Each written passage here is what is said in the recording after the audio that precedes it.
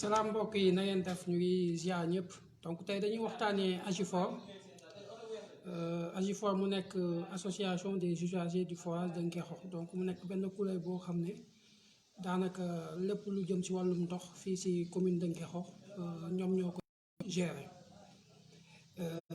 fan yee weeree mujj am na manifestation yoo xam ne jotoon nañ ko fi def parce que xam nañ ne Ngexox dafa am problème mu ndox. am na koñ yu bëri yoo xamante ni daanaka du ñu am ndox am na ñoo xam ne ay 4 heures du matin la ñuy am ndox donc mu nekk situation bu métti ci population bi ñu defoon une manifestation une marche pacifique avec ce qu'on appelle le comité n'est-ce pas citoyen de veille et de suivi ñu tuddee ko saytu Ngexox si marche boobu les revendications du comité dañoo demoon wax ni ñun en tout cas comité de veille et de suivi de Ngexox AGIFOR il faut ñu auditer ko loolu moo nekkoon suñu première revendication il faut ñu auditer AGIFOR parce que AGIFOR en fait depuis plus de 8 ans comme ni ñu ko yàgg waxee en fait renouvelé wuñu bureau bi donc mandat bureau bu fi nekk jeex na te kenn renouvelé ko donc c'est une gestion antidémocratique beneen bi mooy AGIFOR chaque année dafa war a présenter benn bilan financier boo xam ne daf ko war a déposer au niveau de la sous-préfecture n'est-ce pas de l'arrondissement de Sindia mu jox ko sous-préfet te su ko joxee sous-préfet bilan boobu day daal di accessible à tous les citoyens de la commune pour ñu mën a am en tout cas une certaine lisibilité sur comment ces ressources-là ont été gérées parce que il faut le préciser AGIFOR daanaka day def benn chiffre d'affaires lu mu gàtt c'est entre n'est-ce pas 6 à 11 millions de francs CFA par mois donc loolu soo ko xaymaa ci at bi daanaka c'est plus de 80 à 100 millions de francs CFA par an soo ko multiplier par 8 ans donc c'est plus de n'est-ce pas 800 900 millions yoo xam ne aw na en tout cas ci structure boobu maintenant lu jëm ci ñu fay liggéeyee c'est-à-dire que seen salaire yi ak yi demee noonu donc am na 7 personnes yoo xam ne ñu ngi AGIFOR c'est des gens qui ont un CDI maanaam un contrat à durée indéterminée sans compter les autres prestataires yoo xam ne ñu ngi fa donc soo évaluer aussi seen masse salariale mu ngi ci entre 25 à 35 n'est-ce pas c'est la masse salariale annuelle donc sànq waxoon naa ni lu mu gàtt dina encaisser lu mot 60 ba jëm 100 millions par an te masse salariale bi lu mun bëri du dépasser les 40 millions de francs CFA donc loolu noonu en fait chaque année mënuñu joxe pour l'instant des chiffres yoo xam ne day officiel parce que bilan amul kenn présenté wu bilan donc c'est ay estimation yoo xam ne par rapport au nombre de ménages par rapport ak ñoo xam ne dañuy fay mais aussi par rapport à des informations qu'on a collectées yenn information yi ñoo xam ne ñu ngi ci biir AGIFOR xam nañu comment ça fonctionne ñoom am nañu information yooyu mais sur papier daal daanaka amul benn bilan financier boo xam ne nit mun na ci teg bëtam pour de l'AGIFOR donc loolu moo nekk le premier point maintenant quand on a fait cette manifestation là on a déposé un mémorandum au niveau de la sous-préfecture ñu jox ko sous-préfet ñu ne ko AGIFOR ci texte yi seen mandat jeex na bu yàgg donc dañoo war a renouveler AGIFOR beneen bi ñu ne ko AGIFOR depuis 8 ans du présenter rapport financier te dans les textes dañoo ne AGIFOR chaque année daf la war a présenter un bilan financier ñun lu ñu bëgg mooy nga fexe ba AGIFOR présenter la n'est-ce pas un bilan financier pour que population bi yëpp am accès n'est-ce pas ci information boobu ça n'a jamais été fait ñu bindaat beneen lettre def ampliation yónnee ko n'est-ce pas le préfet de Mbour ñu defaat ampliation yónnee ko le gouverneur de la région de Thiès et dans cette même lettre là on demandait aussi au préfet de Mbour en lui donnant l'information qu'il y a une première lettre qui a été introduite au niveau de la sous-préfecture n'est-ce pas de la commune d'arrondissement de Sindia et que on n'a pas eu de feedback amuñu benn tontu waxuñu dara jusqu'à boobu ça fait plus de 3 mois bon amul benn information amul benn tontu boo xam ne am nañ ko ci donc ñu ne ko gannaaw ñun bind nañ sous-préfet tontu wuñu te ñun lu ñu ko demandé ba tey processus bi gis nañ ne amul dara lu ci avancé ça n'a pas avancé ça n'a pas évolué jafe-jafe yaa ngi fi ba tey ñun dañuy bind maintenant le préfet de Mbour pour préfet moom aussi mu diligenté en tout cas ce dossier là pour mu wax ñu en fait pourquoi Agifor du présenter en tout cas un bilan financier lu tax chaque année comme texte yi nu mu ko waxee du déposer son bilan au niveau en tout cas de la sous-préfecture ñu bind ko def ampliation aussi pour le gouverneur de Thiès donc loolu mooy procédure boo xam ne jot nañu koo def. Maintenant, il y avait d'autres plans d'action qui étaient prévus, mais malheureusement, avec le coronavirus, les rassemblements sont interdits. Et puis, avec la pandémie, en fait, il fallait que tout le monde soit autour de cette question-là pour vraiment assister les populations. Léegi dafa am lu bees lu ñëw mooy dafa am Sen'Eau je pense que Sénégalais yëpp xam nañ ko Sen'Eau dafa war a ñëw jël ndox mi ci loxo Agifor. Léegi Sen'Eau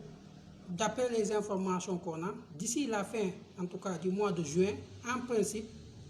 n'est-ce pas Sen'Eau dafa war a jëlaat ndox mi parce que comme ni ñu ko waxee y a un nouveau forage qui a été construit à Nguékokh avec le projet du gouvernement donc forage bu bees bi nee nañu en tout cas ci information yu ñu jot a am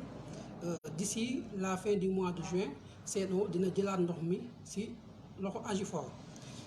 boobu sax le sous-préfet pour que ñu participer ci première séance de travail bon mu woo ñu wax ñu waa ngeen mën a ñëw participer comme ça ces revendications là ñu verser ko ci ñu discuter xool comment trouver des solutions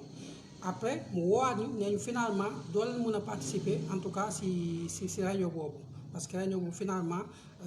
c'est le préfet mooy participer le maire de la commune 2 conseillers municipaux ak 3 représentants de l'Agifor maanaam ñett nit ñoo xam ne dañuy liggéey Agifor foofu tamit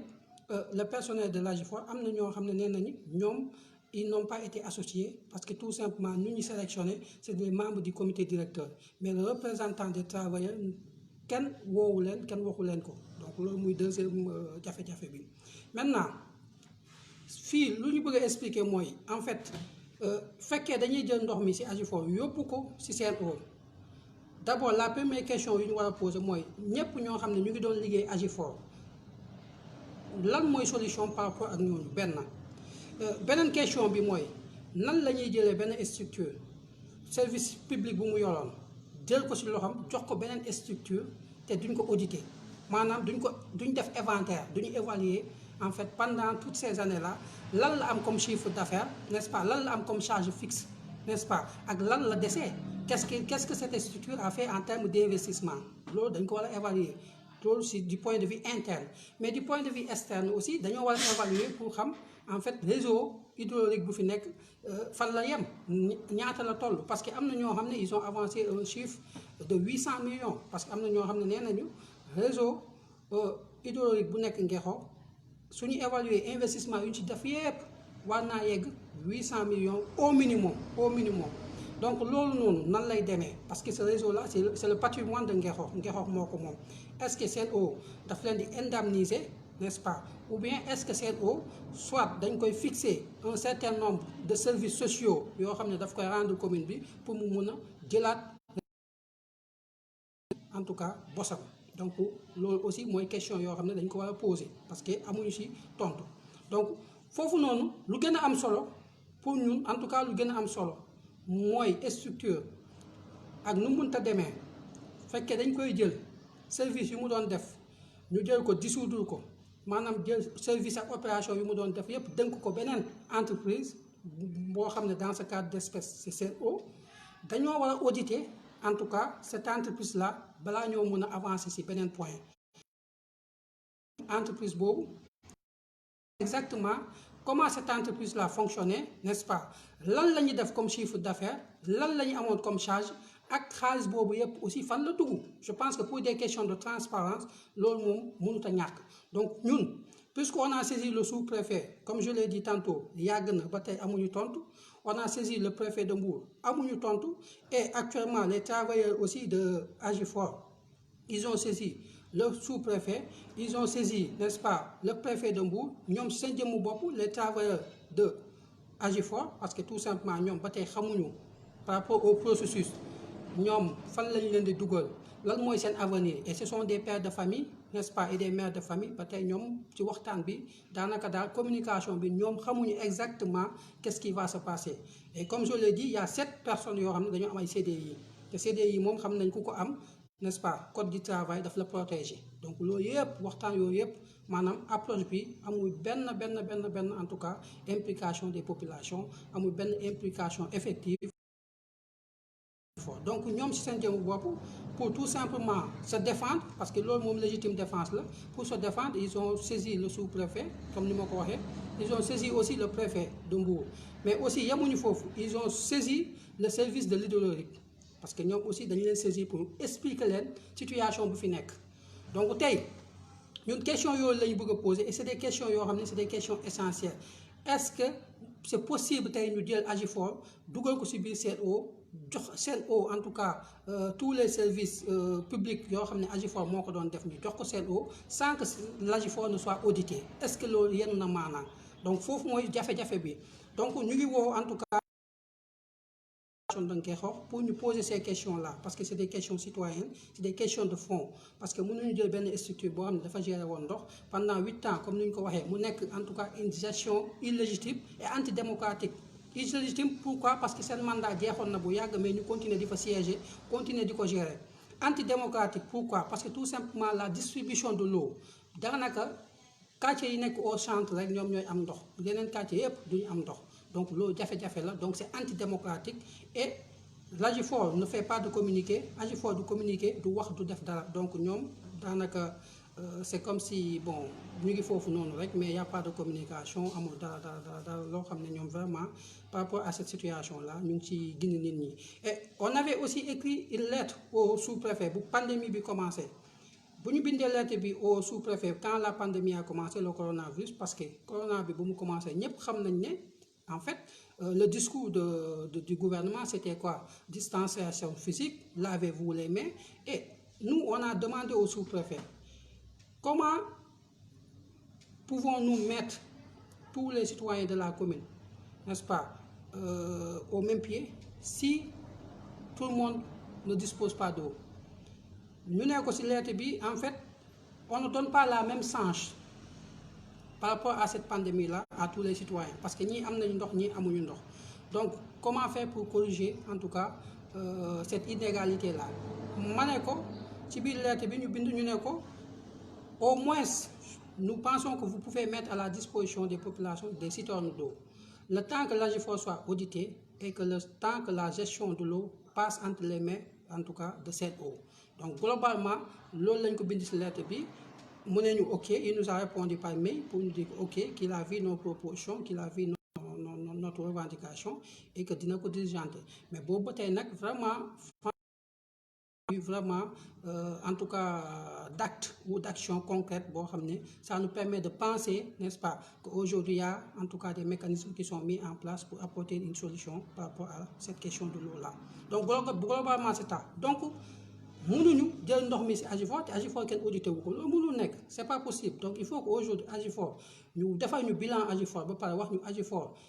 fii lañ ko fekk pendant ces 8 ans là, voici ce qui s'est passé nii ak nii la demee. Fekkee dañoo war a féliciter, on félicite. Fekkee tamit waruñu féliciter, ñu xam ne waruñu féliciter. Donc ñun loolu la ñuy demander. Et ça vraiment on demande à ce que tous les jeunes de Ngexo qui se mobilisent autour de cette question de l'eau là, parce que ndox dafa nekk question bu vitale, nit mun ngaa ñàkk lépp ba mu jeex ci ndox. Donc on vous demande de vous mobiliser vous tous autour de cette question de l'eau là, parce que question bi il faut ñu régler ko de façon définitive. Et aujourd'hui même fekkee dañoo jël ndox bi ci Agifor yóbbu ko ci SEN'EAU te Agifor kenn audité wu ko, les négociations sur nan la ñuy def ba personnel bu nekkoon Agifor ñu dugg SEN'EAU suñ ko deful jafe-jafe dina fi amaat. C'est vrai que dëgg nañu ñu ne avec la convention SEN'EAU n'est pas obligé, en tout cas ce sont les informations que nous avons, SEN'EAU n'est pas obligé de recruter le personnel de l'Agifor. Loolu la ñu wax, n'est-ce pas? C'est vrai que dans le code du travail leneen lañ fa wax parce que tout simplement xam nañ ne benn entreprise su jëlaatee beneen entreprise ñu nekkoon ci entreprise bu ñu jëlaat bi ñoo nekk priorité, ñoom la ñu war a njëkk xam nga favoriser pour ñu mën a dugaat ci kii bi, loolu xam nañ ko. Mais dans ce cadre de figure dañoo wax ni si convention bi SEN'EAU n'est pas obligé en tout cas de l'AGIFOR. Maintenant si côté boobu dañuy jaajëfal peut-être ñoo xam ne ñu ngi ci dossier bi ñu ngi koy diligenté pour permettre, n'est-ce pas, au travail de l'AGIFOR d'être repris par SEN'EAU. am na ñoo xam ne ñu ngi ciy dox ñu ngi ciy wax ñu ngi ci négociation yi foofu dañ leen di jaajëfal parce que loolu lu am solo la parce que tout simplement c'est des pères de famille et puis yàgg nañ ci c'est le seul métier qu'ils savent faire parce que pendant des années et des années ñoom ñoo ci nekk donc tey day jaadu que SEN'EAU su ñëwee ñoom ñu njëkk leen dugal donc loolu ñu ngi ciy féliciter tous ceux qui sont en train de faire des efforts ñoo xam ne ñu ngi ciy wax ñu ngi ciy dox pour que loolu mën a sotti mais la question de fond, n'est-ce pas, le débat de fond mooy aujourd'hui est-ce qu'il faut pas d'abord auditer AGIFOR, n'est-ce pas, pour xam en termes de bilan fan la toll avant de faire passer ce service public là entre les mains de SEN'EAU. beneen bi aussi mooy question bu ma posé woon sànq mooy par rapport ak le réseau hydraulique boo xam ne am na ñoo xam ne ñu ngi ko estimé à plus de 800 millions. Qu'est-ce qui va se passer? Est-ce que réseau boobu SEN'EAU daf koy utiliser waat fekkee daf koy utiliser waat est-ce que day indemniser la commune de Ngexo parce que c'est un patrimoine de la commune, n'est-ce pas, c'est un patrimoine de la commune, est-ce que daf leen di indemniser si oui ou non loolu aussi bëgg nañ ko xam. Donc voilà si en fait de façon ramassée, de façon globale, n'est-ce pas, les questions de fond, n'est-ce pas, le débat qu'on doit poser sur cette question de l'eau là, transition de l'AGIFOR à SEN'EAU parce que dafa nekk une transition boo xam ne am na nu ñu koy defee vraiment day am lu bëri loo xam ne day nax saay. Donc j'invite tous les jeunes, n'est-ce pas, à poser le débat, à partager aussi cette vidéo pour que ñëpp jot ci, pour que cette question-là, qu'elle soit débattue, n'est-ce pas, et qu'on puisse avoir vraiment des réponses concrètes par rapport à cette situation-là. Donc maa ngi leen di jaajëfal di nuyu ñëpp di leen big up.